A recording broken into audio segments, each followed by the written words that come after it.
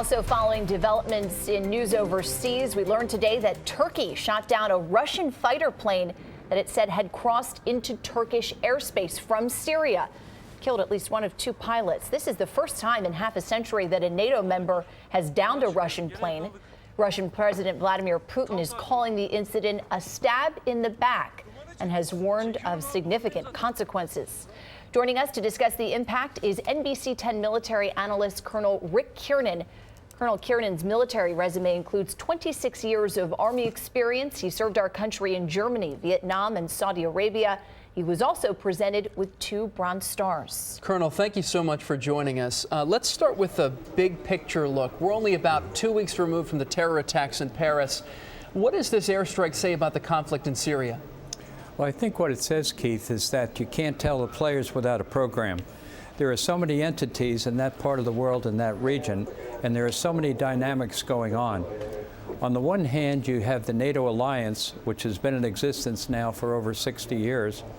Then you have Turkey, which is really at the crossroads of the world, between Europe and also, close over onto the Syria side. And then you have the emerging coalition that is now trying to grow as they take on the ISIS situation in Syria. So you have a number of entities, and there's not yet been any coalescence of the efforts in order to see what we do next as far as the strategy goes. Colonel, you touched on that, sort of the complicated matter in all of this, in being that the U.S. and Turkey are allies, but there's a different stance from both countries on Bashar al-Assad and the rebels who are fighting him. I also want to talk to you about NATO, which had an emergency meeting to talk about this incident. What's next in terms of that?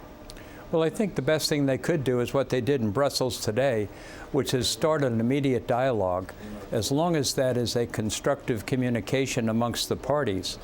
As long as we continue to look at airspace and we look at political and geographic borders, there are going to be these isolated incidents, and what we have to do is contain them so that they don't become a trigger action for further things that could happen in that particular region.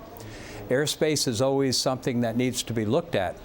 But I think in the larger picture, we need to look at ISIS, which I think is the common enemy for both Russia as well as the coalition in that region. And remember that ISIS does not have an air force. They do not have air power. Syrians have air power, Russians have air power, and the NATO nations have air power. So I think what we're looking at now as far as future steps and next steps needs to be, how do we target the target acquisition in order to get the ISIS command and control centers and also where these aircraft are based in Syria. Really great perspective. NBC 10 military analyst Colonel Rick Kiernan, thank you so much for your time, as always. My pleasure. Thank you.